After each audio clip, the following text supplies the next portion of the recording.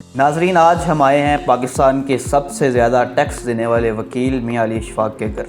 اتنی کم عمری میں اتنی کامیابیاں کیسے سمیٹی، اتنے اہم کیسز لڑے، تو آج ان کی کہانی انہی سے سنتے ہیں۔ آئیے۔ بسم اللہ الرحمن الرحیم۔ السلام علیکم ناظرین اکرام، میں ہوں حسن شہزاد مغل اور آپ دیکھ رہے ہیں ویلیو نیوز۔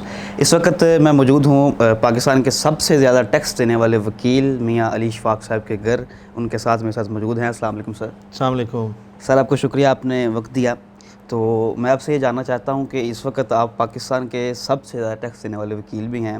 آپ تقریباً پاکستان کے ہر عدالت میں جا کر کیسز لڑ چکے ہیں، بڑی بڑی شخصیات کے کیسز بھی لڑ چکے ہیں، اور اتنی کم عمر میں اتنی کامیابیوں کی آخر کیا وجہ ہے؟ دیکھیں، میں پاکستان میں اپنی عمر میں تو ممکنہ طور پر I am 38 years old and I believe جہاں پہ سب سے زیادہ ٹیکس دینے والی بات ہے تو کوشش یہی ہے کہ محنت کیا جائے، اور محنت کر کے جو بھی آپ کو اللہ تعالیٰ رزق حلال دے رہا ہے اس میں سے جو آپ کا فیئر شیئر ہے as a law abiding citizen, یہ آپ کی رسپانسبلٹی ہے کہ آپ اپنے نیشنل ایکسچیکر میں آپ کو جو ٹیکس اتھارٹیز آپ کے اوپر ٹیکس لاگو کرتی ہیں آپ اس کو بالکل پے کریں، اور اس سے ٹیکس اوائڈنس سے یہ ملک کبھی آگے ترقی نہیں کرے گا۔ اس کے لیے آپ کو بڑے مشکل مراحل سے جو ہے وہ گزرنا پڑتا ہے، ہارڈشپس فیس کرنی پڑتی ہیں۔ آپ کے کیریئر کے ارلی سٹیجز میں آپ نے بہت زیادہ محنت کر کے، بہت زیادہ پیشنیٹلی اور نان سٹاپ آپ نے محنت کرنی ہوتی ہے، جس میں the key in my opinion is the consistency and persistence۔ اور جب سے میں نے پریکٹس سٹارٹ کی ہے I believe 18 hours 16 hours a day، even weekends پہ، ایون سمر اور ونٹر ویکیشنز بھی فرسٹ 7-8 ایئرس کے لیے کمپرومائز کرنی پڑی ہیں۔ تو اللہ تعالیٰ نے بڑی مہربانی فرما کر یہ تمام مراحل سے گزار کے کامیابی کی طرف گامزن کیا ہے، اور امید یہ ہے کہ انشاءاللہ جتنا زندگی میں آگے محنت کر کے بڑھا جائے اتنا زیادہ رسپانسبل بھی ہوا جائے۔ ٹھیک ہے سر، آج آپ کے پاس جتنی دولت ہے، کیا یہ سب وکالت کی مرہون محنت ہے یا آپ کا کوئی اور بھی بزنس ہے؟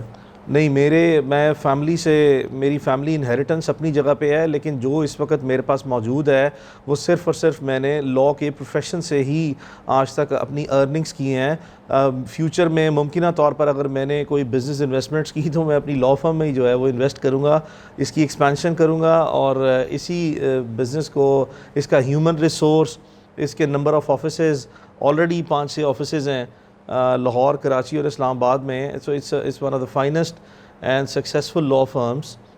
میں I am one of the senior partners. میرے علاوہ بھی جو ہیں وہ میرے سے بھی زیادہ سینئر پارٹنرز جو بہت زیادہ پروفیشنلی سینئر ہیں، they are all part of me, اور کوشش یہی ہوگی کہ مزید اسی ایک پروفیشن سے ہی تعلق رکھا جائے، اور اگر کوئی فائنینشلی انڈیپینڈنس لینے کے بعد کچھ انویسٹمنٹس کرنی ہوئی تو وہ دیکھا جائے گا۔ سر، یہ کیوں مشہور ہے کہ وکیل جو ہے ان کے پاس پیسہ نہیں ہوتا، وکالت میں پیسہ نہیں ہے؟ آئی ڈونٹ نو کہ کس نے کہہ دیا کہ وکالت میں پیسہ نہیں ہے یا وکیلوں کے پاس پیسہ نہیں ہوتا۔ آپ یقین کریں، اللہ کا شکر ہے، اللہ تعالیٰ کی ذات اتنی بڑی ہے کہ کوئی ایسا وکیل میری نظر میں نہیں ہے کہ جو روز وکالت اچھے طریقے سے کرتا ہو، اس کو حلال ذریعہ جو سا سمجھ کے اپنی بھرپور محنت کرے۔ میں سمجھتا ہی نہیں ہوں، اور یہ ہو نہیں سکتا کہ اللہ تعالیٰ اس کو بھی رزق حلال وسیع جو سا ہے وہ نہ دیتا ہو۔ اپیرنٹلی جو ہے وہ جو لوگ محنت کرتے ہیں، فلرش کرتے ہیں، سونر اور لیٹر ان کا ٹائم آتا ہے، اور سب جو ہے وہ اچھے پیسے کما کے جاتے ہیں۔ سر، جو پاکستان کے بہت بڑے پراپرٹی ٹائکون ہیں ملک ریاض صاحب، ان کے جو مشہور زمانہ کیس ہے عظمیٰ خان والا، اس میں آپ عظمیٰ خان صاحبہ کی طرف تھے جی، تو اس کیس میں ایک اس کو بڑی ہائپ ملی، اس کے بعد اچانک اس میں صلح ہو گئی، تو اس صلح میں کچھ آپ کا بھی کردار تھا یا نہیں؟ دیکھیں، میں آپ کو جنرلی جو ہے وہ اس طرح کے کیسز کا پیٹرن بتا دوں۔ اسلام نے اور ہمارے قانون نے آپ کو آفینس کمپاؤنڈیبل کرنے کا، یعنی کہ کسی بھی شخص کے ساتھ اگر کوئی زیادتی ہوئی ہے تو اس کو معاف کرنے کا اختیار دیا ہے۔ یہ اسلامی اور قانونی دونوں ہی جو ہیں وہ کانسیپٹس ہیں، اور اس میں طریقہ کار موجود ہے۔ تو یہ نہ صرف یہ والا کیس جو آپ نے ریفر کیا، اس طرح کے بے شمار کیسز میں ہمارے سوشل ڈائنامکس ایسے بن چکے ہیں کہ جب بھی دو فریقین کے درمیان کوئی لڑائی جھگڑا یا معاشرتی نوعیت کی کوئی لڑائی ہوتی ہے، ایون کہ فائنینشیل ڈسپیوٹس بھی ہوتے ہیں یا پراپرٹی ڈسپیوٹس ہوتے ہیں یا گھریلو جھگڑے ہوتے ہیں، تو ایک پریفرنس دی جاتی ہے، اور خاص کر یہ کیسز جو ہیں اس میں اس کی پینیٹریشن ڈبل ٹرپل ہو جاتی ہے جب اس میں خواتین شامل ہوں. تو بہت سے کیسوں کی طرح یہ بھی وہ کیس ہے, اور یہ کوئی انوکھا یا کوئی ڈفرینٹ کیس نہیں تھا. It was one of the most number of cases جہاں پہ اس کا لاجیکل اینڈ جو ہے وہ معافی تلافی پہ یا صلح یا راضی نامے پہ جو ہے وہ ہوا. تو اس کیس میں بھی ایسا ہی ہوا. اور جہاں تک سوال ہے کہ صلح میں میرا بھی کوئی کردار ہے, تو بہت زیادہ اٹیمپٹس جو ہیں وہ مجھے بھی جو سا ہے وہ بہت جگہ سے اپروچ کیا گیا اور کہا گیا کہ آپ لازمی طور پر صلح میں کوئی کردار ادا کریں. تو یہ وکیل صلح میں کردار ادا اس لیے نہیں کر سکتا کہ وہ اپنے کلائنٹ کی انسٹرکشنز کے اوپر باؤنڈ ہوتا ہے. وہ اپنے کلائنٹ کے بیسٹ پاسبل انٹرسٹ میں اس کیس کے فیکٹس کو, اس کے مٹیریل کو, اس کی پروبیبلٹی آف سکسیس کو اور کلائنٹ کی انٹینشن کو, کہ جو بھی کوئی آپ کا کلائنٹ ہے وہ اس پوری ایکسرسائز سے حاصل کیا کرنا چاہتا ہے. کیا وہ چاہتا ہے کہ جو اس کے جن لوگوں کا وہ وکٹم ہے, جو اس کے کلپریٹس ہیں, ان کو وہ فل فلیج پروسیکیوشن کر کے سزا دلوانا چاہتا ہے, یا وہ انہیں کچھ عرصہ جیل میں رکھنا چاہتا ہے, یا وہ ان سے کوئی فائنینشیل آؤٹ کم جو ان سے لینا چاہتا ہے, یا وہ ان سے معافی لینا چاہتا ہے. تو یہ ایک سرٹن ڈگری آف سیٹسفیکشن ہوتی ہے کسی بھی انڈیویجول کلائنٹ کی, اور وہ ویری کرتی ہے کیس ٹو کیس, جس کی بنیاد پر وہ یہ فیصلہ کرتا ہے ان پیکیولر سرکمسٹانسز میں کہ کیا اس نے اس کیس کو جلدی ختم کرنا ہے اور اس کا لاجیکل اینڈ کیا ہوگا. تو لائر کوئی بھی ہو, میں ہوں یا کوئی اور بھی ہو, وہ تو صرف اپنی ایک سجیشن پٹ کر سکتا ہے, اور وہ ہمیشہ کلائنٹ کے بیسٹ انٹرسٹ میں وہ اس کو ایڈوائز کرتا ہے. اور اس میں ہی اگر وہ کلائنٹ سیٹسفائی ہو, وہ راضی ہو, اور وہ جلدی دیر یا سویر اس پروسیکیوشن کو اپنے مینز اینڈ موڈز جو اس نے جنرلی, وہ دیکھیں نا, ایک لائر کو آپ نے انگیج کرنا ہے, آپ نے جوڈیشل سسٹم سے جو ہے اپنے آپ کو انگیج کرنا ہے, تو آپ کے اپنے بھی جو ہے وہ ریسورسز ایٹ سٹیک ہوتے ہیں, جس میں آپ نے فائنینشیل ریسورسز, اپنے سوشل ریسورسز کو انویسٹ کرنا ہوتا ہے, یا اس نے ایکسپینسز جو سے آپ کو بیئر کرنے پڑتے ہیں, یا آپ کو جو اس کی ایک جنرل کاسٹ ہے یہ کوئی انصاف لینے کی اس ملک میں, وہ بھی آپ نے پے کرنی ہوتی ہے. تو یہ سارے حالات ہیں جن کو مد نظر رکھ کے فیصلہ ہوتا ہے. تو اس کیس میں بھی لاجیکل اینڈ جو ہے وہ یہی ہوا کہ کسی حد تک مقدمہ بھی درج ہوا, پری ارسٹ بیلز بھی کروانی پڑیں, سوشل میڈیا پہ اور پاکستانی میڈیا پہ کوئی بھی جو بھی وکٹمز تھے ان کی نیمنگ اور شیمنگ جو ہے وہ بھی ہوئی, اور فائنلی جو ان کی سیٹسفیکشن تھی کلائنٹس کی وہ اچیو ہو گئی, اور فائنلی انہوں نے پھر ان کو پارڈن کر دیا اور معاف جو ہے وہ کر دیا. ٹھیک ہے. تو سر آپ نے اپنے کیریئر میں کبھی کوئی ایسا کیس بھی لڑا جس کی آپ نے فیس نہیں لی؟ میں نے اپنی زندگی میں دیکھیں, آپ جو چیریٹی کرتے ہیں نا, وہ آپ صرف فائنینشیل چیریٹی یا سوشل چیریٹی نہیں کرتے, آپ کی پروفیشنل چیریٹی بہت امپورٹنٹ ہے. کسی بھی شخص کو اگر اللہ تعالیٰ نے ایک اچھی صلاحیت پیشہ ورانہ عطا کی ہے, تو اس کا فرض بنتا ہے کہ وہ اپنی پروفیشنل ایبلٹیز کی, یا جو پروفیشنل اس کی اسٹرکچر ہے یا اسٹیچر ہے, اس کی بیسس پہ وہ لازمی طور پر اس کو چیریٹی کرے. اور ہمارے پروفیشن میں وہ کانسیپٹ آف پرو بونو وہ بڑا ہی امپورٹنٹ ہے.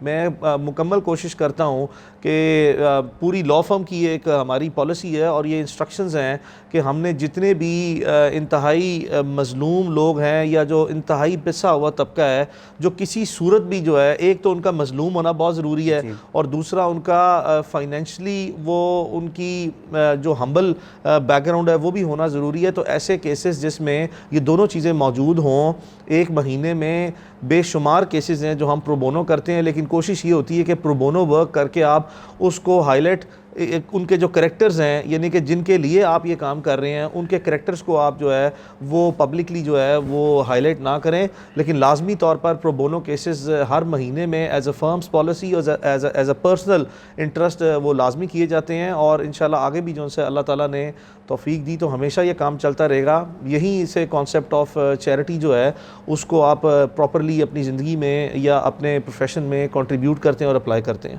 ٹھیک ہے سر. اچھا سر, آپ کی زندگی کا 10-12 سالہ جو وکالت کا کیریئر ہے, اس کا کوئی انٹرسٹنگ کیس جو آپ کو بھولتا نہیں کبھی, وہ شیئر کر دیں.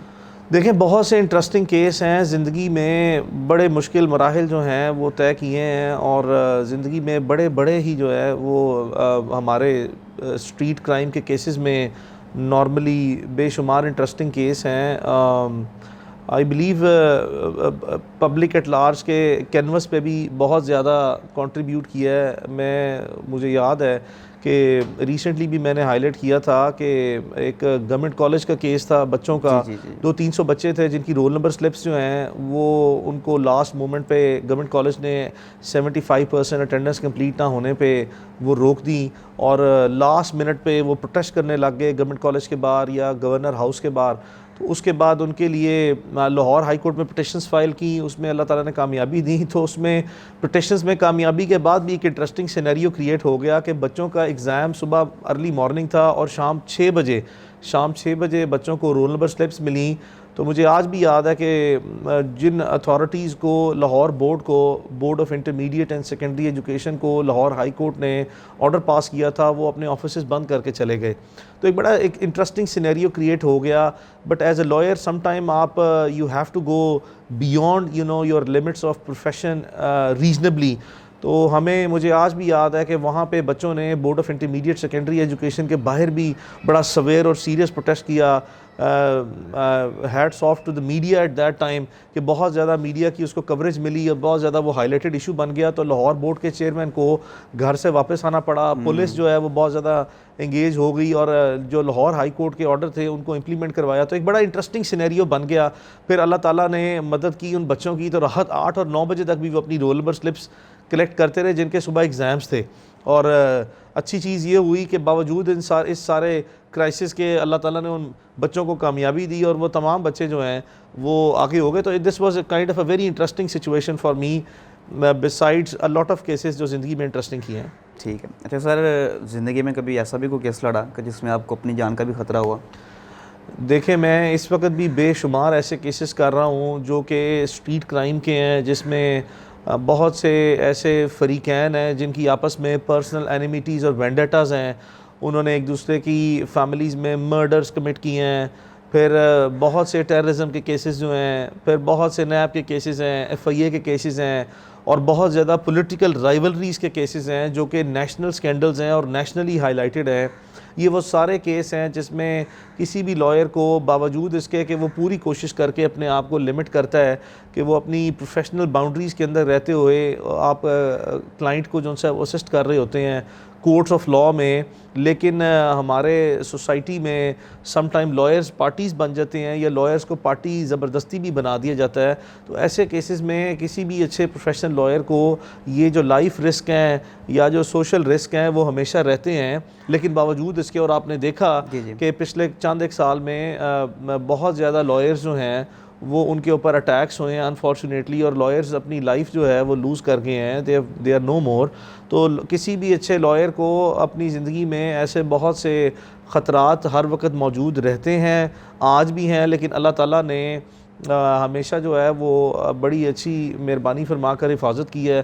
اور اللہ سے اور اس کے لیے دیکھیں, وکالت کوئی آسان کام نہیں ہے. You have to have a lot of courage for being a professional lawyer. اور وکیل اپنی زندگی میں یہ تمام چیزوں کو سامنے رکھتے ہوئے کہ اس کی زندگی میں ایسے مخصوص حالات میں ایسے کیسز کے وہ اپنی زندگی میں یہ ساری مشکلات فیس کرے گا جہاں پہ اس کو جان کا, اس کے مال کا, اس کی ریپوٹیشن کا, اس کی فیملی کو, اس کے سوشل رسک اور کانسیکوینسز موجود ہوتے ہیں. اور پرٹیکولرلی وہ تمام لائرز جو کہ professionally area of practice in کا کرمنل لاء ہے, تو یہاں پہ یہ ساری چیزیں سامنے رکھنی پڑتی ہیں. اور آپ کو اسی لیے ہی ایک بڑی شخصیت اور بڑے کردار کا مالک ہونا پڑتا ہے جب آپ وکالت کر رہے ہیں, بیکاز یہ بڑی ایک رسپانسبل جاب ہے. تو یہ ساری چیزیں ساتھ ساتھ ہیں, لیکن اللہ مالک ہے. اللہ تعالیٰ نے ہمیشہ ہی بڑی خاص حفاظت فرمائی ہے, اللہ آگے بھی خاص حفاظت فرمائے گا. اور صرف محض اس خدشے کی بنیاد پر کہ آپ کو یہ لائف رسک اور آپ کے سوشل کرائسس یا فائنینشیل کرائسس آ سکتے ہیں, آپ اپنی ذمہ داریوں سے قطعی طور پر بھی پیچھے نہیں ہٹ سکتے. اور آپ کبھی بھی جو سا ہے اپنی پروفیشنل انٹیگریٹی کو ان سچ بیسس پہ کمپرومائز نہیں کر سکتے.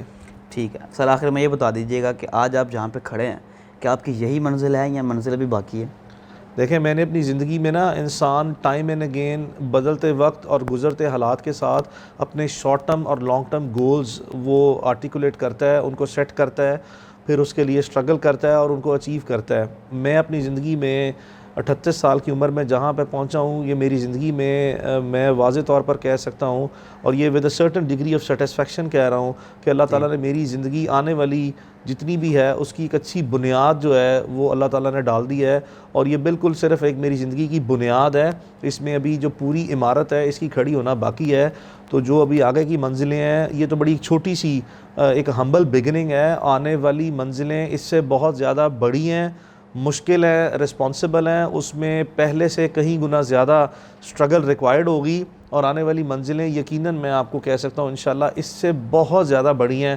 اللہ تعالیٰ سے دعا یہی ہے کہ اللہ تعالیٰ مستقل مزاجی کے ساتھ جو ہے وہ سلامتی اور قوت عطا کرے، اور اللہ تعالیٰ ان ساری منزلوں کو جن میں مقاصد اچھے اور نیک ہیں اللہ تعالیٰ کامیابی عطا فرمائے۔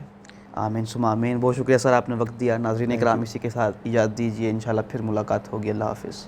ویلیو نیوز کی ویڈیوز دیکھنے کے لیے ہمارا یوٹیوب چینل سبسکرائب کیجیے، ساتھ ہی ساتھ بیل کے آئیکن پر بھی کلک کیجیے تاکہ آپ ہماری آنے والی تمام معلوماتی ویڈیو سے باخبر رہ سکیں۔